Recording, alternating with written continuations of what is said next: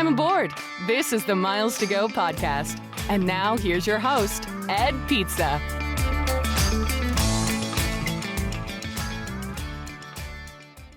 Hey guys, welcome back to the Miles to Go podcast. I am once again back at home, as is Mr. Kerr, as I stare at you as I live and breathe. Back home again, and completely exhausted from another wonderful week in Manhattan. Yeah, and a little bit of weather mixed in with your United upgrades and other trickery. And I, as I recall, which we'll talk about, you had your first experience with United's same-day change policy, which sounds like it went exactly as expected. We're also going to talk about the Hyatt MGM partnership, probably touch a little bit on my recent trip to Nova Scotia, one of my favorite places in the world, though we may not have enough time because Mr. Kerr has a hard stop coming up. He also has another dream hotel stay to share with us, and got some disaster going on with Clear, and I applied for some credit cards, mostly because of you and Howie talking about some pretty choice applications. So a lot of stuff to cover in our time here, and I don't know if we're going to get to it all, man. Yeah, let's start with the fun stuff. So give us, like, breaking down all those topics. You got 3 minutes to tell us about Halifax and Nova Scotia and There's fun stuff. Okay. All right. Well, let's make it 2.5 minutes, because I also need to tell people that you can text us or leave us a voicemail at 571-293-6659. You can find Mr. Kerr as one of the newest members of Threads and all the other social media channels at Kerr Points. I've already forgotten about Threads. I'll be honest. I clicked it once this week. Yep. I clicked it for my other podcast to see if I was beating my co-host of that podcast with followers, which apparently I am now. Don't know how that happened. I am at Pizza in Motion, and you can email us, ed@pizzainmotion.com. Lastly, if you want to support the show, our little version of Patreon, there's some links in the show notes where you can join our Slack community, where we have weekly happy hours, and you get to see me post videos of, like, my kids cuddling with cows, which may or may not be appealing to people, but it's pretty darn silly. We just got weird real fast. Yeah, we did. And some pretty awesome questions questions and answers being discussed there. So yeah, Nova Scotia, I've been going every year since my daughter was born. So we've been 15, 16 times. We missed a year for COVID. One of my favorite places in the world, and I won't say it's undervalued. I just think most people don't think about it. A little bit difficult to get to because there's not a ton of airlines that fly there nowadays nonstop. A lot of the service disappeared during COVID. But boy, I mean, it's definitely not as untouched as Iceland is, but it still has some of that same feel where, like, we did a hike that we hadn't heard of before this time. And it was, I mean, essentially on the edge of Nova Scotia. And I mean, we were like driving through clouds, and there weren't really a whole lot of like guardrails on the hike or stuff like that. So just very, Fun. just not a lot of, it's not overwhelmed by tourists. And there are some incredible things there that my kids like to do that may expand on in a future show to sort of plan out how you would do a trip. But like our buddy Nick Ewan was up there from TPG. He was up there right before I got there, and they had discovered, Nova Scotia last year. A lot of outdoorsy stuff, very, very green, ton of, tourist things that you'd want to see, but very, very minimal crowds, which is one of the things that I absolutely love about it.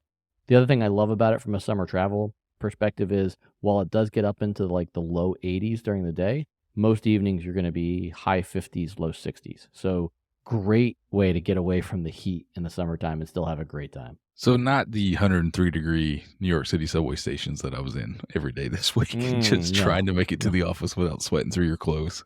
Yeah. That ain't going to happen.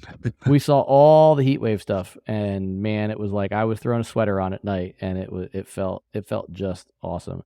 Now this area, right, literally a couple miles from where my family lives, were the edges of the forest fires, and we actually drove through some neighborhoods where all the trees were burned out, and you could still smell it even 2 weeks after those fires are out. And it's devastating how much was burned. Still something that I would say is an incredible place to visit, and for folks who are interested in it, like I said, we got a pretty full show. But if you're interested in planning a Nova Scotia trip, reach out to me. Been there tons and tons of times. No upside, not a travel agent, that stuff. I just know the area very well, and it's such a different vacation than almost everything else we do. And it's, I guess, our version of the slow down, Hawaii, make your plans up as you go sort of trip, because since almost nothing's booked, you don't really have to plan ahead. You can have a menu of things you want to do and just pick something based on the weather, which is essentially what we did for 5 days, which I really love that sort of trip. It's exactly up my alley, man. I get stressed when I have my spreadsheets and trips. It's like all just flight and hotel stuff, and then there's like executive time. It's like most of the day, like whatever I want this to be. That's so awesome. Yeah, the only thing I would say, it's slowly starting to get discovered. It was interesting when we landed. Me being the nerd I am, we were already running a little bit behind, but I'm like, I kind of wanted to walk down the other end of the terminal, and I knew we needed to go. But as we landed, I could see this tail over on the far side of the airport. I'm like, huh? Like, I don't know what that is. What's that plane? What's it doing here? And then as we got down into baggage claim and then into the rental car facility, the airport was busier than I've ever seen it, and it's slowly become busier over the years, even though there's less hub service in the U.S., if you will. But I couldn't figure out why it was so crowded. And then the woman at the rental car told me that the tail that I couldn't quite see was actually a Condor charter. It was a massive German charter that just landed, wide body, so call it 250, 300 people that were all there, and they were all renting cars and going to explore the area and stuff like that. And I think the other thing that's interesting when I think about Halifax, which is the airport that you typically fly into, there's a big banner along the side of the parking garage. And I never would have envisioned this over the years, but this is what Halifax has grown into. For what used to be this little puddle of an airport that you got to from a handful of different places, they now have this banner of nonstop service to New York, which, okay, sure, and then nonstop service to London. So they actually, Air Canada offers nonstop Halifax to London flights. So it's starting to grow up. So if you can't find award availability, everybody make sure you're checking the London to Halifax route. JFK, YHZ, I don't know what airport they fly to, so let's say LHR for the moment. But some London airport, yeah, that's your connecting flight on Air Canada. That would be kind of a cool route. Speaking of cool routes, man, let's talk about how I routed home yesterday, or more importantly, the time I got to go home, thanks to the United non-existent same-day change process. So my complete and utter dislike of the United app continues. And if you're in the Slack community, all I've been doing this week is for my flight on Monday to New York and my flight home yesterday on United, the app doesn't make sense. And people who have used United app are like, oh, mine doesn't look like that. I've never had this experience. And I'm like, I don't know. I got the latest iPhone. I got the latest version of the app. And you can't do things like check in or change seats. It doesn't make sense. So yesterday there were storms that were supposed to be here in Atlanta in the afternoon. Trying to get out of New York City in the afternoon in the summer is a terrible idea. Anyways, I don't know why I booked this flight. I do because of my calendar yesterday. But I was just looking at it, and dude, I was not feeling spending another night in New York City. So I wanted to get home. So I was like, where's the same day change? Now on the Delta app, you go to your reservation, you scroll down, you click the same day change button. It says, here are all the flights you can change to. You click it and you're done.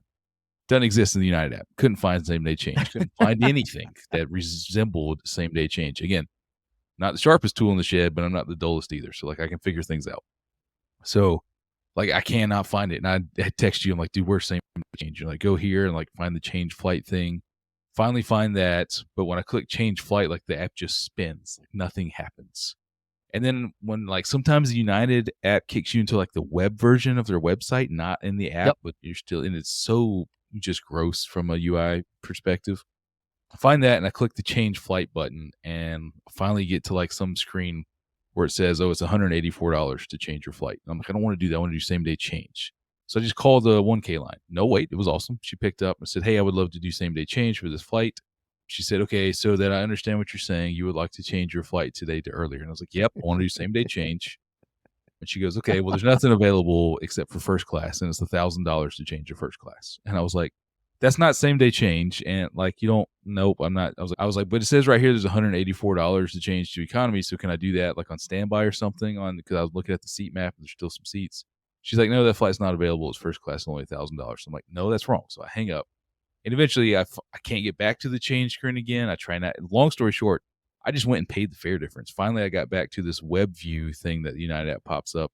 So you also chose, to be clear too, because this is an important detail for people, you also opted out of the are you traveling in 24 hours option, which is one of these hurdles that United has. If you really want to see all the availability in the 24-hour window, you have to tell the system you're not checking in. Yeah. And that's not intuitive at all. It took me a long time to figure that out. That's finally, I forgot about that ridiculous thing. And I'm so used to it. I forgot to tell you it, but I've just gotten so used to you just tell the system you're not within 24 hours because once you're within 24 hours, it just has different rules and they don't coincide with what the rules are. No, that's right. I had to say, no, I'm not traveling in the next 24 hours, even though I was traveling 4 hours. And that's how I got to where it finally gave me the $100. And I was like, whatever, I'm not getting stuck here for another night. It will be cheaper to build if I'm not paying for another hotel and meals for a night. I'll pay the $184. And I'll get home on time. But I mean, I got upgraded immediately. Is on a brand new 737 MAX. But when I got to the gate from the United Club to board, we didn't have a boarding agent. So we were about 45 minutes late because we didn't have a gate agent. Sorry. So Sometimes we call those gate agents. Yeah, the gate sport agent. But dude, I was just like, man. So that was my 18th segment. Which, in order to complete the challenge, you got to have 18 segments on United and 6,000 Yes. PQBs. So I'm short on the No. PQBs by a wide margin. But after 18 segments, man, I've just had so many silly delays like that, like waiting for gates for an hour. The gate agent isn't there. The app is just not good at all. I do not understand why people say this is the best app. It is the worst in my experience. And I have now posted the screen recording so that people who are telling me this is the best app go, this is pretty bad. So I don't know, man. Like, do I want to finish this challenge? I don't know. Flying first class on the new Max yesterday was fantastic, except for the flight attendant was just not very happy to be at work. So I don't know, man. Like, it's just, but it's such frustrating stuff. But at the end of the day, I got home only 45 minutes late. I didn't get stuck anywhere. It just cost me $184. Well, and that is one of the downsides of their same-day change policy is you have to have the same fare class available. And I found it pretty hit and miss that it is available. How is And Delta you could look, so much better at that I mean, like, Delta is 20 times better at same day change from both a technology Yeah. and actually having Yeah. like, I don't understand at all what the United same day change policy is. well, and I think, and this is just me surmising. I've never talked about this with United or with other, travel nerds like you. I think this is United's way of quote unquote getting rid of change fees, but keeping change fees because the people that change most often are business travelers and they're not terribly price sensitive. So in that exact situation, you were willing to pay $184. And I think a lot of business travelers are, but it does create this level of confusion and just stickiness to the process because you never quite know what's going to be free and what's included and what the fare is. And so I don't know. I'm sure that they make revenue off of it. I'm sure it's a non-zero number, is some sort of substantial amount that they make on that. But I don't know that the juice is worth the squeeze on it. I think there are other ways that could make that revenue up. The one thing to fix right now is having to lie to the system that you're not traveling in the next 24 hours to get options. That's got to be fixed like tonight. That somebody needs to be in Chicago in the technology office at the headquarters fixing that tonight. It's been that way for a long time. And it's one of those, like, there's a handful of things with United. That's one. The other one that I found is that, the old nav system was called Shares. That was the system that the agents used to book fares and stuff like that. The new system is referred to as Navigator. And there are still instances. I had one just a couple days ago where the global services agent was seeing a different price in Shares than she was seeing in Navigator. And I see this quite frequently. It's usually not a lot of money, but sometimes it can be 60, 70, $80 a ticket. And so for a family of four, I mean, you're talking $300 because one system is selling the ticket for a different price than the other. And this would all be fine if everything was self-service, but then you get stuck in this loop like you were, where some things are behind the 24-hour gate, some things aren't, some things need an agent. Sometimes you need to apply an instrument. Like, let's say you had to apply plus points. You couldn't do that yourself. So then you got to book the ticket and then call. It's just not easy. No, not at all. You know what is easy? And that is seeing 20 people in swimsuits at 7 a.m. or midnight if you stay at the Dream downtown Manhattan. Are you doing all the segues this trip? You're killing it. I'm just going to take a back seat. You are just I'm very driving. time sensitive today because of at the time of recording, I'm looking at the clock to get all this in. So the Dream Downtown is the newest New York City Manhattan property that is now in World of Hyatt. They bought Dream Hotels, not to be confused with the Dream All Inclusives, which is a whole different brand. They got to fix that. And if you listen to the podcast, but maybe the same number of bathing suits. Yeah, same number of bathing suits. This time just in Manhattan. You remember about a while ago or 2 months ago or so, I stayed at the Dream Midtown. Which do I remember? Absolutely not good. Don't I can go there. Still hear you complaining about it. The Dream Downtown was quite the experience, and people from New York City are probably laughing like the Dream Downtown curve there, right? So, as I learned, there's a nightclub on the rooftop called PhD. This is where like all the young professionals and 20-year-olds go to party. It's very much a club, Vegas vibe hotel. All the rooms have like circular cruise ship porthole windows. There's a pool in the middle, and that pool turns into like a daytime beach club during the summer. Like when I wasn't really there when it was open, everywhere was gone. But people show up to the hotel at 7 a.m. in their bikinis and swimsuits ready to party, and people are leaving at 11, 12, I guess, from the nightclub, having been there all day or whatever at the pool. Ready to party. So just like a whole, like if there's ever a hotel in New York where I was like, this does not fit into a Hyatt vibe whatsoever, it's this hotel, which is kind of weird. Just how much it's not, traditional Hyatt vibe. I got upgraded to one of their best suites, a platinum suite. That was huge. 2 of my own balconies overlooking the pool. The light switches are little dots. There's 2 dots that have no markings whatsoever. It took me 20 minutes to figure out how to turn the lights off, because you have to like push this one dot, then you push the second dot, and you hold it down for about 15 seconds before the lights start to dim. Like you're standing there and holding it, and I called the front desk and I was like, again, not the sharpest tool in the shed, but I can typically work light switches. And I was like, I can't get these lights to turn off. And the guy was like, yeah, we just call all the time. You got to hold it down for a long time, and eventually it's a dimmer switch and it will dim all the way off. But you got to hold it for a really long time before it starts to dim at all. And sure enough, he was right.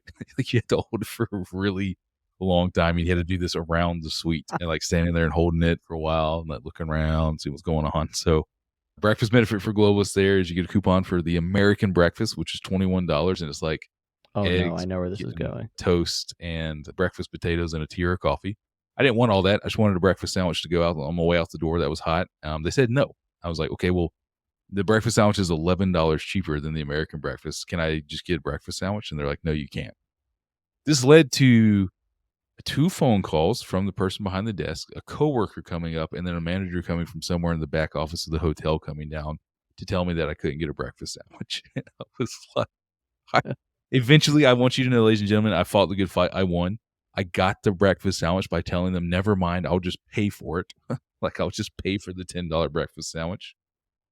And then they were like, finally relented. But man, when you have hotels doing silly stuff like that, I don't get it. But overall, look, they treated globalists well. I got that nice room. The front desk guy was great. The restaurant's just a little screwy. The gym's not very good, but I did go on the treadmill in the mornings, and then it was really hot in New York this week.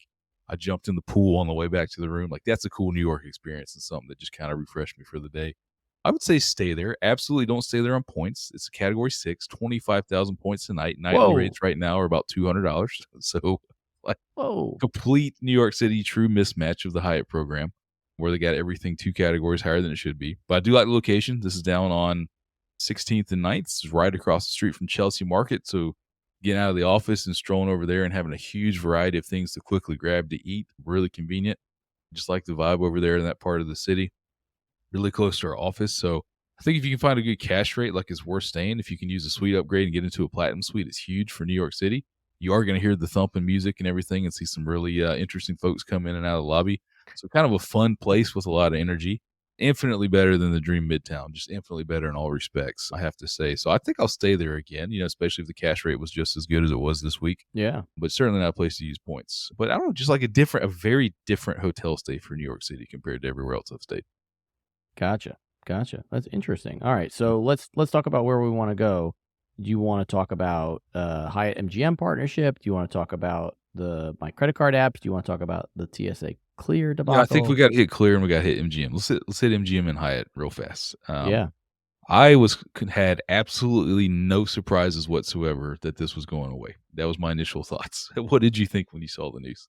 My initial thought was, I wonder how, and this is slightly in code for folks that know but maybe don't want to say it publicly, but I wonder how much this will reduce the number of globalists next year based on the cost to acquire globalists using MGM properties. I'm not surprised at all that the partnership went away.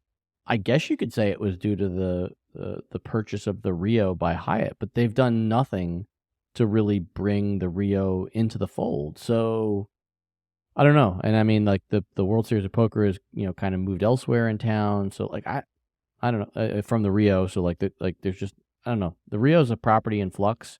It's funny you say that. I saw a TikTok of the Rio popped up on my feed yesterday, and I don't know anything about Vegas like you do. I mean, I've been a couple times, but the way, of course, this TikTok was probably made to drive its point home. It looks like the saddest hotel in the entire world right now. The way that this TikTok made it look. Definitely not the saddest in Vegas, but definitely in the bottom half, not the top half. Yeah. Maybe in the bottom quarter. But I mean, like, it's a massive hotel that's not on the Strip and does lack something of an identity for sure. Ultimately, I think this is more of a loss for Hyatt than it is for MGM. Vegas has gotten a lot busier. Hotels are a lot fuller. MGM probably doesn't necessarily need to drive these customers, to fill rooms. But I mean, I actually think this was probably one of the partnerships that worked the best. I mean, if you think about it, there was sometimes problems with points posting and stuff like that, but honestly, it actually was one of those few partnerships that actually kind of just worked, I think it worked for the customer. I don't think it worked Correct. for Hyatt. No, I mean for us, it wasn't like we spent Like, people didn't usually spend tons and tons of time on the phone trying to get points to post. Like, there were problems like that, but it wasn't, it didn't happen a ton.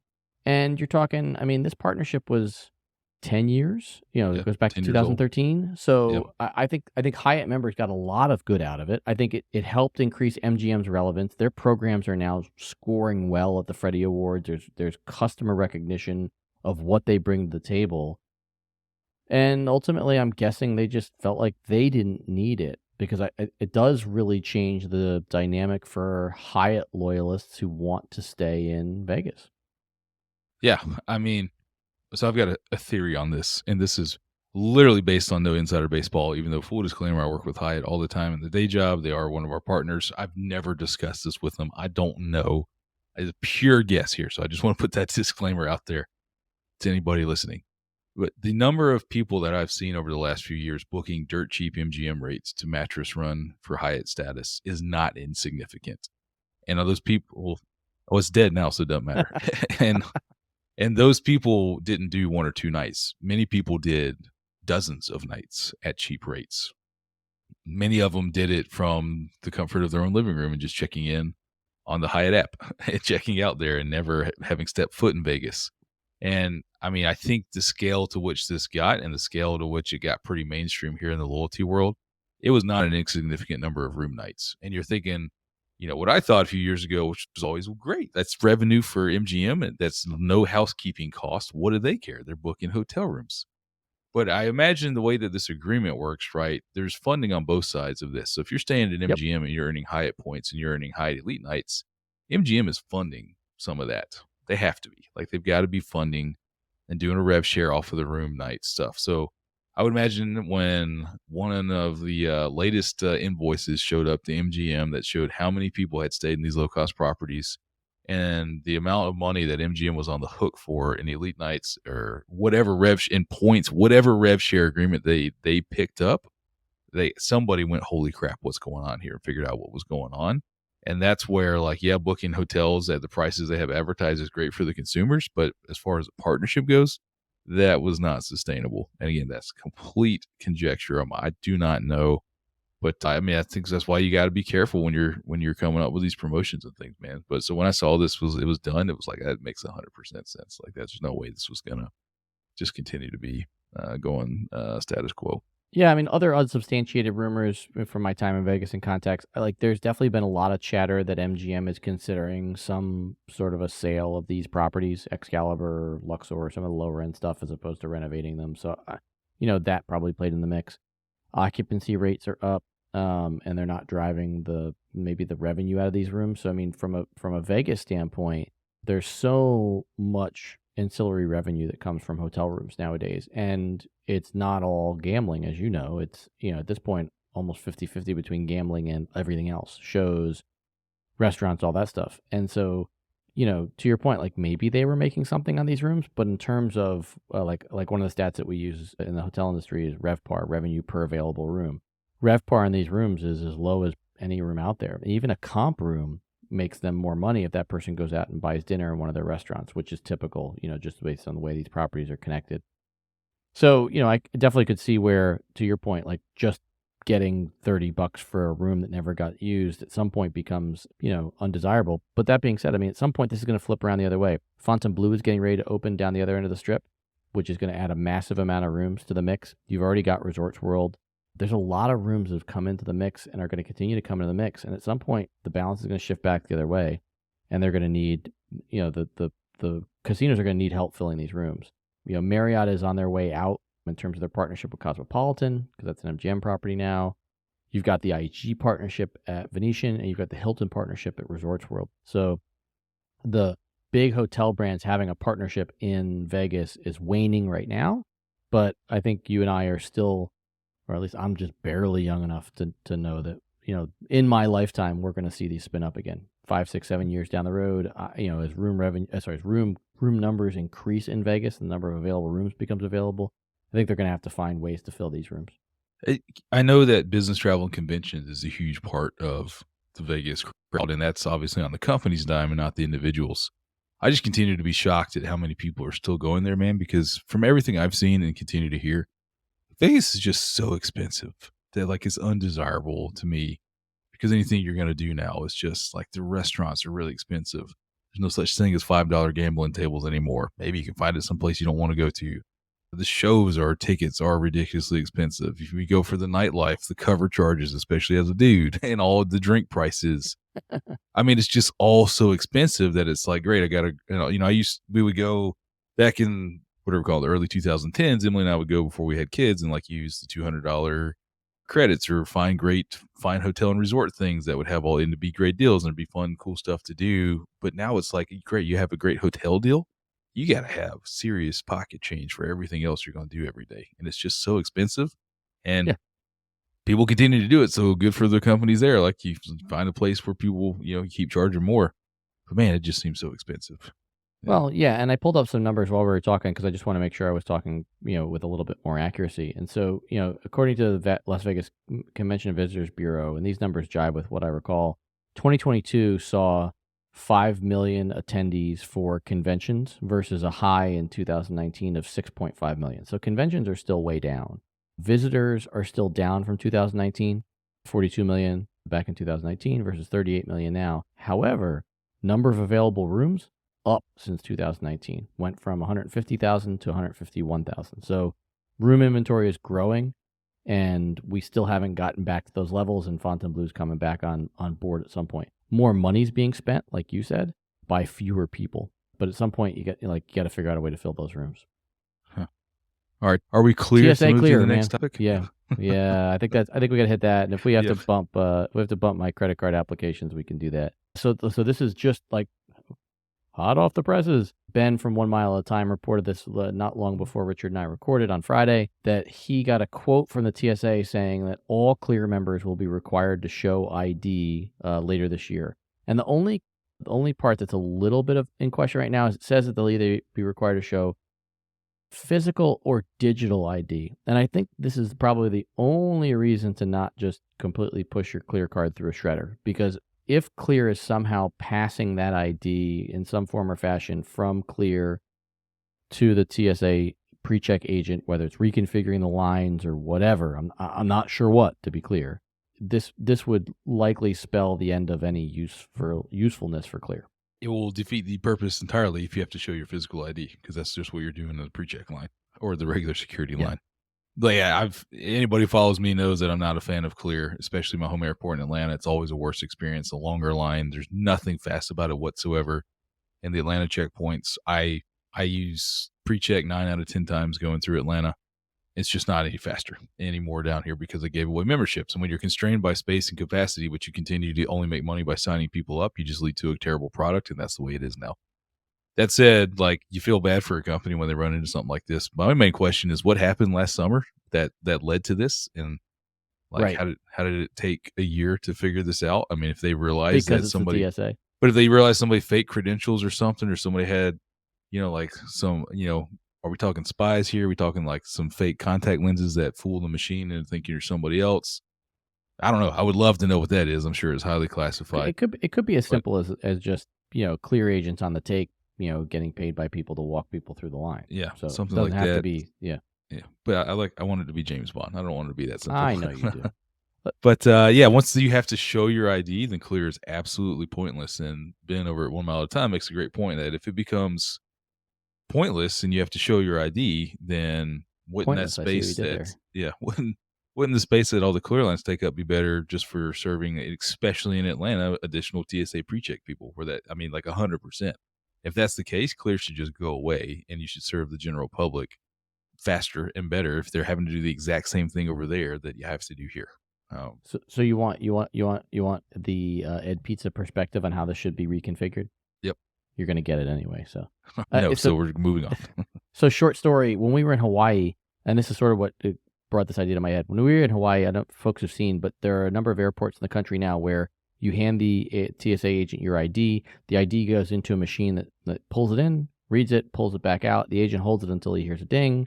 That generally puts on the screen for that agent, he or she can see what flight you're on. If you happen to have had more than one flight book, sometimes they'll ask about flight, but that part of the ID check process is standardized, automated. So in Hawaii, what they did was that ID reader is turned around. This was in all the airports that we went to in Hawaii, 3 of them. And so as a customer, you're putting the ID in, and there's a camera facing you, and it reads the ID. I think there's an ID check because it says there's an ID check, but who knows? At any rate, then the agent on their screen identity confirmed and flight. And, sometimes if there's more than one flight book, which at one point we had multiple island flights booked and canceled within a short period of time, they'll ask you that clarifying question. But the agent never touches your ID. And so it got me thinking. And so, here's how ClearLine should be reorganized. And I'm going to use Dulles as the example because I think you've gone through that line. And this is most airports. The clear biometric checks are usually further away from the TSA pre-check area, and you're either escorted there or there's a separate line or whatever.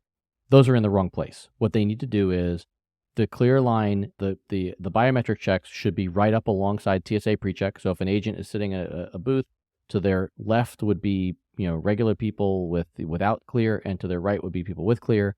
And I walk up in that line, and I don't get processed until I'm at the front of the line. And when I get to the front of the line, I use my biometrics because Clear does do well with that, better than, as you can attest in Georgia, better than the TSA can do themselves.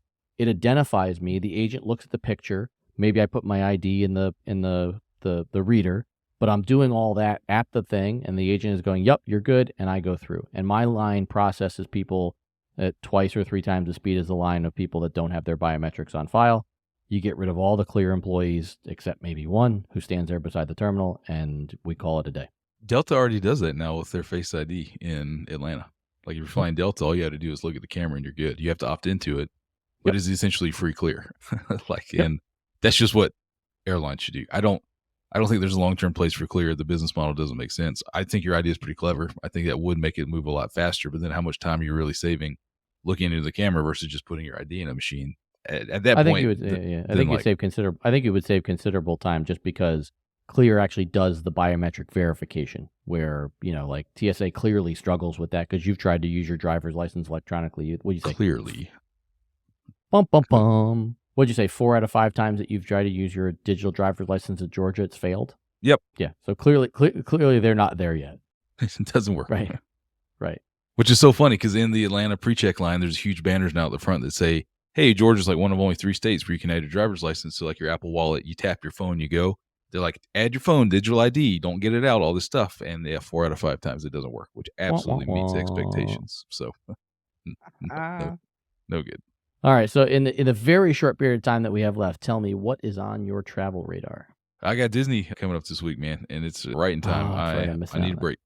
Head down there with summer. I got a little Sky Hole birthday party action. We got some really nice resorts and hotels lined up. Again, I just continue to ride the summer Hole coattails as many years as I can. And we're going to be checking out a nice suite at Riviera, and then I won't spoil it now, but an even nicer room that is on property at Disney that I'm pretty pumped up to be able to go and walk in, because that's the only way I get anywhere in Disney is whatever doors summer opens for me, because due to her great work and connections that she's got down there. So I'm really excited about that, man. I need a few days off of not thinking about work travel or emails and all that stuff.